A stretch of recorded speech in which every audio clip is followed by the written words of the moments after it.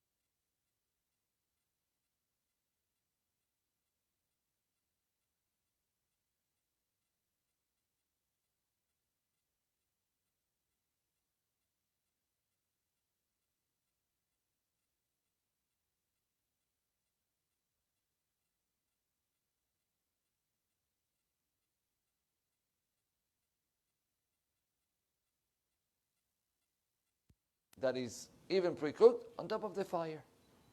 Okay? Now, to be able to allow you to put something on top of the fire on Shabbat, gotta be that you're putting it in something that usually you don't cook it that way.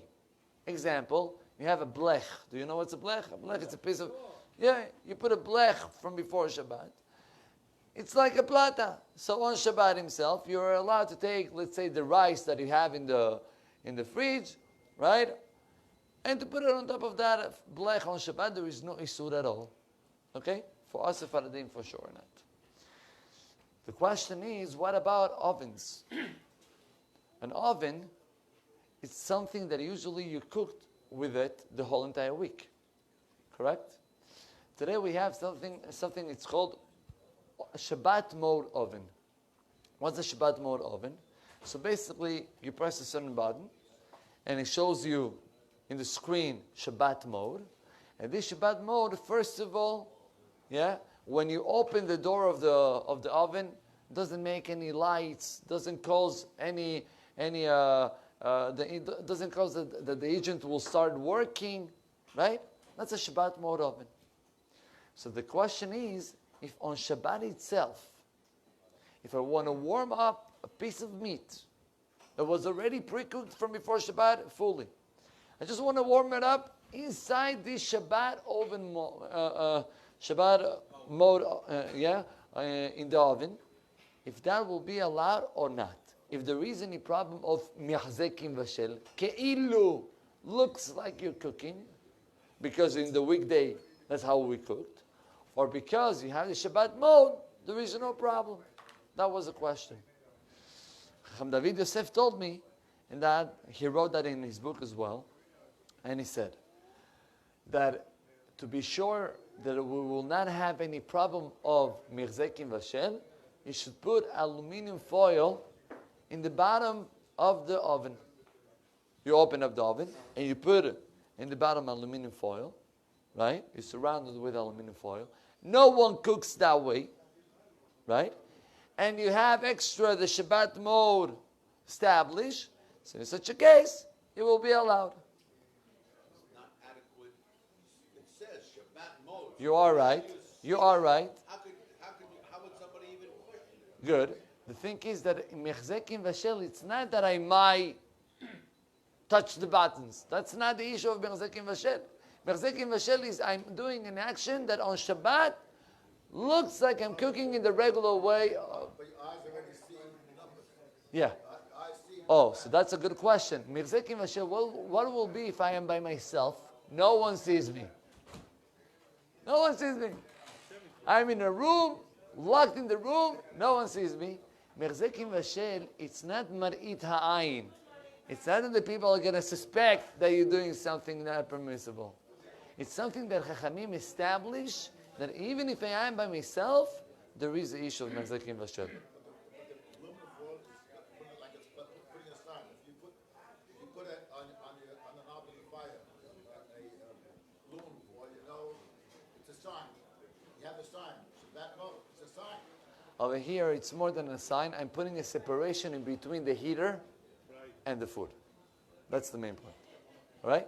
Same thing he told me about the crock pots. A crock pot also there is Mechzekim Vashel.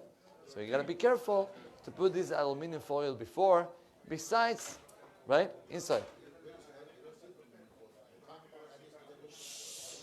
The crock pot, you have the big pot, the warm one, and then on top of it you put inside, right, the second pot. In between one pot and the second one, you put this aluminum foil. And by the way, it's good, not only it's good, it's necessary, whoever used the crock pot, to put pieces of aluminum foil to make it like balls, right, and to put it on the bottom. Why? Because we Sephardim, we hold that on Shabbat we're not allowed to cover a hot food, right, to keep it warm. On Shabbat we're not allowed. This is called hatmana. Hatmana is covering. Covering for us, even if I didn't cover the whole entire pot, but I covered part of it, there is already a problem. So when I'm putting the pot inside the crock pot, that's what I'm doing. I'm covering it. So that's why also Chacham David Yosef said to put these pieces of aluminum foil in between the first pot and the second pot, right? And then it's not really covering fully because there is a space of air in between one and the other, and that's permissible on Shabbat. Those are small details. It's important to know if you're going to use these type of things. Now, but I just want to... What about beans? What about beans? Can you eat it on Shabbat? The beans that are not cooked, Not cooked, already cooked. if they're fully cooked and it's solid, there is no... it's You can do it. you're allowed to do it. Okay? Now, but I will have to go right away. B'ezrat Hashem to visit my wife, so I will just tell you a small idea that I heard. We have in this parasha Moshe Rabbeinu becoming the new leader of Am Yisrael.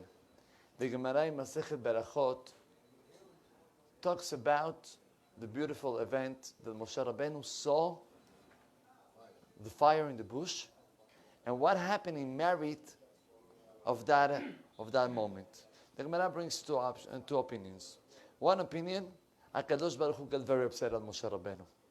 He says, when I ask you to look at me, you didn't look at me. Years later, you're going to ask, God, show me your face, Kivyachol. I'm going to tell you I'm sorry. You didn't look at me back then?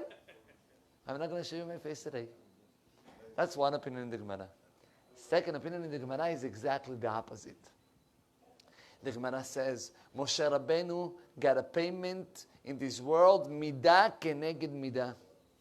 The same way that Moshe Rabbeinu covered his face before he passed away, the last years of his life, he had to cover himself again. Why he had to cover himself? Because karan or panav, he had a special light coming out from his face. No one was able to watch such a kedusha. He had to cover his face.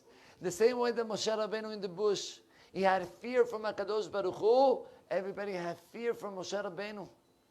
when they saw how his face was shining, everybody felt a type of fear to approach to Moshe Rabbeinu. And like that, the Gemara goes one by one. You know what this Gemara is coming to teach us, Rabotai? There are two ways to look at life. Two ways. Always you can look at the same situation like something that, you know what, wasn't so good. There is the black side of the picture, and there is also the good side of the picture. And depends on how do I look, the result is going to come. Guess what? The Gemara ends up with the second opinion that I told you, not with the first one. You know why the Gemara ends up with the second one? To tell you the first one is the negative way to look at the things. All the time, it's our obligation. Look at the positive, and you're going to see also the positive inside the moments of darkness. I want to tell you something. I believe all of you have passed through that, but I'm going to remind you. Last night, we didn't expect to have, the baby so quick. My wife, miscalculated. Anyway, so we weren't rushing to the hospital. We get to the hospital, and then you have so many details that Bar Minan, in 1 second, everything can change. Lo Aleinu. Everything can change. If it is in the woman, if it is in the baby, so many things that in 1 second, Lo Aleinu, can be from one hand to another. And Baruch Hashem, everything went good. And someone called me up and he told me, Mazal Tov, Mabruk, and beautiful. How do you feel? I say, I think that I feel much better than my wife, that's for sure. But one thing I can tell you, I feel the hand of HaKadosh Baruch Hu in every single birth. How Borei Olam is taking you hand by hand, and he makes nisim v'niflot. I was meeting over here somebody. He told me that he had, Lo Aleinu, a very sad case. And he told me that he spoke with a doctor, that he told him, I want you to know, people, they don't know this. There is more than 400 reasons why, Lo Aleinu, after a birth, something bad can come. More than 400 reasons.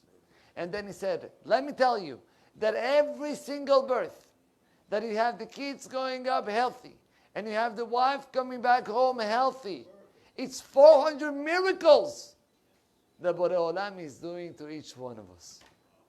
Can you imagine that? Chazdei Hashem kilotam u'kilo chalu rachamav. The chesed of HaKadosh Baruch Hu have no limit. If we will think, what do we deserve? To get those miracles. We don't deserve anything. But one thing for sure, if you're going to be able to look at the positive in life, you're going to be able to see the light inside the moments of difficulty. Borei Olam is going to show you more light in your life, and you're going to be able to see only simchot by all of us, Be'ezrat Hashem. Baruch Adonai Le'olam.